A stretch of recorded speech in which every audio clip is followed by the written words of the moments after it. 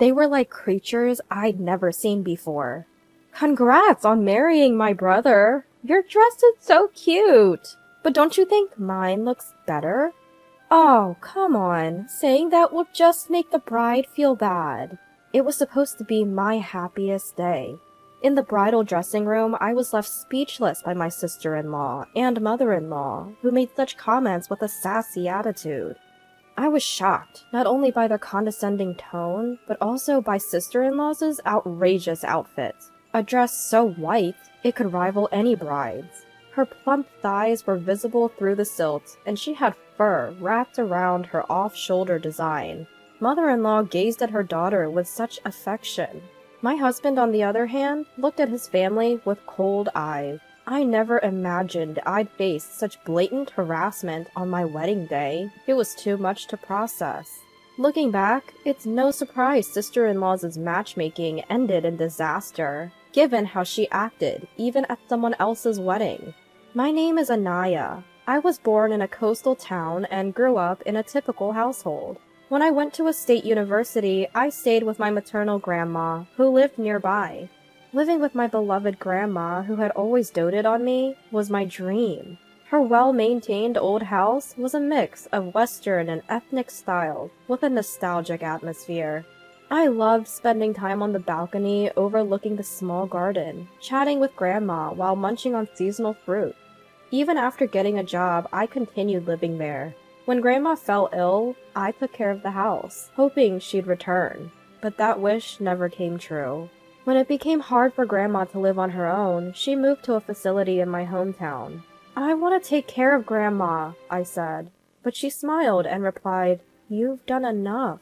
I want you, Anaya, to find happiness." After Grandma passed away, I married Jesse, who had always supported me. Now we live in the house filled with Grandma's memories. But our supposedly peaceful newlywed life is constantly disrupted by those two women. How did someone with such a plain face and skinny body like you manage to marry my brother? One day I was asked by mother-in-law to prepare lunch for sister-in-law due to a neighborhood association meeting. Instead of gratitude, sister-in-law greeted me with sarcasm. I just wanted to go home, but if I did, they'd just show up at my place. "Ask your brother." Sister-in-law, seemingly satisfied with her own conclusion, said, "Well, maybe you two are a good match, since he's not that great either." She then gulped down the curry I made. I bet she thinks eating in tiny bites in front of men is the secret to being attractive. Sister-in-law might seem devilish, but what's terrifying is her lack of malice. She looks down on everyone, including me and her brother, without a second thought. It's exhausting. Mother-in-law, who raised such a sister-in-law, is of course a handful. Rather than disliking me, mother-in-law seems more interested in elevating her daughter by putting me down and bossing me around. That's why she calls me for such tasks. If I neglect her daughter, she'd either call non-stop or ring my doorbell incessantly. It's a living nightmare. Apparently, mother-in-law always said her daughter was her world and never really cared about her son, my husband. My husband claims he was never abused, but he also says he was never shown any interest. His father went on a work assignment 10 years ago and never returned, even after retirement. He still sends money for living expenses, so it seems neither mother-in-law nor sister-in-law care. My husband tries to address their attitude, but they don't listen. After all, in their eyes, he's just another person to look down upon. Seeing my husband deteriorate more than me was heartbreaking, and I often gave in to mother-in-law's demand, which was my mistake. The two of them became increasingly unbearable, and we, as a couple, grew weary. We couldn't go on like this. Determined, my husband and I decided to hatch a plan. Just as our preparations were almost complete, mother-in-law and sister-in-law unexpectedly showed up at our house. It was a hot summer day. My husband was at work. Reluctantly, I greeted them. "Hello, sister-in-law. What brings you here?" "Just because. We're the cute sister-in-law and mother-in-law. Does it mean we need a reason to visit? You should fix that stingy attitude." "It's hot outside. Let us in. You're so inconsiderate." I really didn't want to let them into Grandma's precious house, but to avoid causing a scene, I reluctantly let them in. I served them coffee and some cookies I baked the day before. What, no cake? I'm sorry, you came unexpectedly. Well, it's okay. Your cooking is decent, even if it's a bit plain. That's true. We'll give you that. Surprisingly, sister-in-law and mother-in-law complimented me. It felt more creepy than pleasant. The house is old, but spacious. It's passable. Passable? To me, this house is perfect. Actually, Elle is getting married. Mother-in-law dropped the bombshell out of the blue. Wait, this self-centered sister-in-law? I was momentarily shocked, but her getting married wasn't that surprising. She often bragged about her curvy body and her straightforward approach with men. It seemed to work on naive men, or those looking for fun. So, with the guy you had an affair with? I recalled a man she once mentioned. It wasn't an affair, we just met in the wrong order. It's true love. But no, not him. The one who approached you recently? I just noticed his intense gaze and approached him first. But no, not him either. Who, then? Elle met him at a speed dating event. He's a wealthy man's son. Mother-in-law proudly announced. That's right, I'm having a shotgun wedding with a rich guy. Good for Elle. Unlike your brother, who married someone like you. She added that she's already pregnant, not forgetting to throw in a dig at me. The speed dating event was about 3 months ago. She probably charmed an unsuspecting man. I feel sorry for him and his family. Did you break up with the other guys? Not yet. They all love me so much, I can't bear to tell them.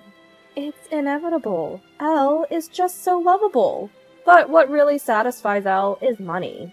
I had a hunch, but still, I wonder if the child is really from that wealthy man. We want to use this house for our pre-wedding family introduction. Their ulterior motive became clear. I was so repulsed that I blurted out my response. No way! They glared at me, and to avoid a scene, I quickly tried to smooth things over. I didn't want to cause a scene, so I quickly tried to find the right words. I think the groom's family would prefer to see their future daughter-in-law's actual home.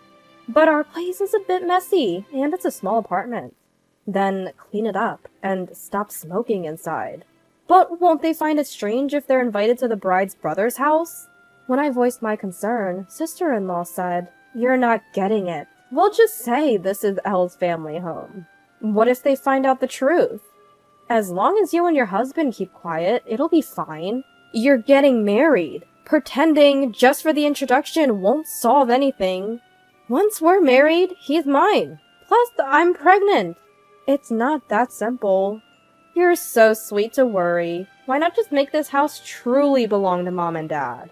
Sister-in-law's outrageous suggestions left me speechless. Oh, Elle, what a great idea. This house is old, but we'll take it. This is my grandma's house. It's not just my decision.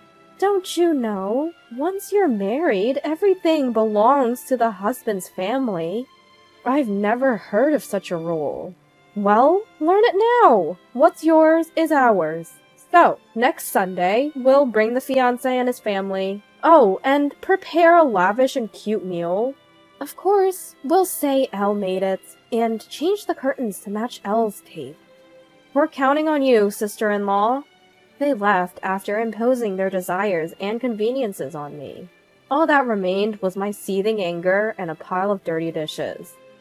I'm sorry. We won't let them use it. That night, my husband, after hearing the report, apologized with a heavy heart. Of course not. But even if we refuse, they'll just barge in. So, maybe we should move up our plan. I could tolerate the harassment directed at me, but I couldn't stand them disrespecting Grandma's house. We'll get back at them for all the bullying, so brace yourself. The next day, I made several phone calls. Despite the sudden change of plans, everyone was accommodating. I was truly grateful. Once everything was set, I called Mother-in-law. Mother-in-law, I want to ensure Elle's wedding is a success. Can we have a bit more time? We're thinking of remodeling to make it suitable for the couple. Anaya, I misunderstood you. You are such a good person, but we have wedding preparations, so hurry up. I understand. We'll be ready in 3 weeks. Why don't you start looking for a wedding venue? You're so thoughtful, it's almost scary. But yes, we'll leave the introduction to you and focus on the wedding. Was this our first pleasant conversation? And probably our last. Those two fools won't suspect a thing. And they won't come to this house until the day. Alright, we're going to be busy from today. We had a tight deadline. We'd worked tirelessly, sacrificing sleep, but it was for our future. 3 weeks later, the day mother-in-law designated for the introduction arrived. My husband and I anxiously awaited her call.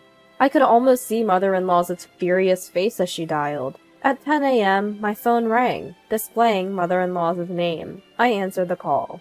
Anaya! What have you done? Mother-in-law's hysterical voice pierced my ears. I thought you'd appreciate it. I prepared a perfect vacant land and meal for you and Elle. What have you done? She was probably hurling insults at me, but they weren't coherent. The place she took her fiancé's family to, claiming it was her home, was no longer Grandma's house. I had prepared a new home and meal for them, but it seemed they weren't pleased. Mother-in-law's words were still incomprehensible. She probably wanted me to explain the situation to the other party. I'll do just that. I'm sorry if I upset you. Can you put me on speaker so the groom's mother can hear? I apologized to mother-in-law in the most submissive tone I could muster. The shouting stopped, and a refined voice of a woman came on. Are you Aaron's mother? It seems there's been a misunderstanding. Oh, not Aaron? My apologies. So, Aaron finally left his wife for Elle. Or is it Ivan? Phil! No. I listed all the men sister-in-law had been involved with. Anaya, stop it! With mother-in-law's loudest scream yet, the call ended. They were probably in the middle of a huge argument. Ugh, that felt good. Anaya? My husband, who had listened to the entire conversation, looked at me apologetically. I'm sorry for making you do that. I should have handled it. No, remember? I said I wanted to get back at them. One last time. For Grandma's cherished house? Come on, I've explained this. Grandma wanted me to be happy. I love that house, but you're more important to me than it. My mother, Grandma's heir, had planned to demolish the house, and it turned into vacant land. It wasn't earthquake resistant, and maintaining an old house is tough. I had insisting on living there because I loved it. But after marrying my husband and dealing with mother-in-law and sister-in-law, I changed my mind. I didn't want them to tarnish that house, but I didn't want to leave my husband either. So I wanted to say goodbye to Grandma's house, with fond memories.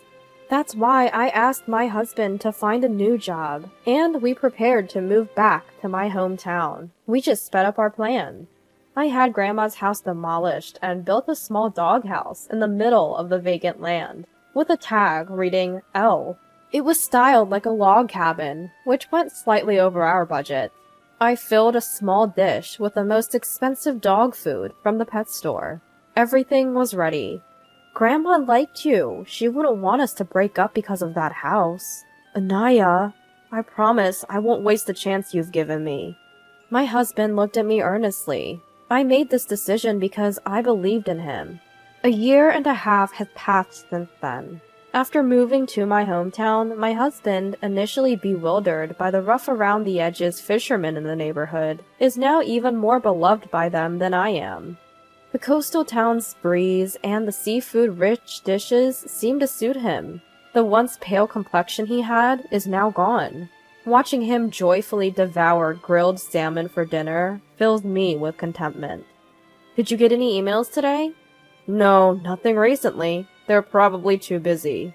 We haven't been in touch with my mother-in-law and sister-in-law since that incident. My husband's phone is the only lifeline to them. We heard about the doghouse fiasco from a neighbor who was close to Grandma. The house my mother-in-law and sister-in-law showed to Grandma was demolished, leaving only a lone doghouse. From a dog food dish, there was a luxurious scent of foie gras. The two were in a frenzy, repeatedly claiming it was harassment from the brother's wife. After getting a hint over the phone about sister-in-law's questionable taste in men, the fiancé's family confronted them. Panicking, the two couldn't give a straight answer. Later, the fiancé's parents hired a detective to investigate sister-in-law's behavior. Of course, they found nothing but lies and men. This led to a DNA test for the unborn child, revealing it wasn't the wealthy man's. The engagement was naturally called off. The baby's father turned out to be a man sister-in-law had pursued. He was apparently smitten with sister-in-law, delighted to have a child with her, and fortunately, they got married. However, the man's mother was a stubborn woman who adored her son. She was furious that her precious son was taken by an older woman with no morals, and demanded they live together. On the other hand, mother-in-law, upset about her daughter being taken, rented an apartment near the newlyweds, and seemed to be in daily battles with the man's mother. Sister-in-law, who had planned to marry rich and live a luxurious life, now seems exhausted from being bullied by her mother-in-law and handling household chores and childcare. But there's a silver lining. Sister-in-law's husband adores the baby. So, it's safe to say it's all on them. My husband's phone rings. Oh, it's an invitation for drinks from my father-in-law. Your dad is really fond of you, isn't he? I enjoy his stories, and my mother-in-law always prepares my favorite dishes. I realize now my own mother never asked about my favorite. This is what family feels like, my husband murmured. Don't worry, you'll be the kind of parent who knows all their child's favorite. Saying this, I gently rubbed my swelling belly, and he smiled warmly. I feel like we can achieve that in this home. He gazed at the caramel-colored beam on the ceiling. It's a magnificent beam we got when we demolished Grandma's house, incorporated into our newly built home as a memento of beloved Grandma. It was my husband who suggested preserving the beam when all I could think of was tearing everything down. That's why I chose a future with him. Let's make this a wonderful home, as beautiful as Grandma's. Yes, absolutely. In the quiet coastal town where you can hear the waves, stands our small house. This is where we'll build our happiness.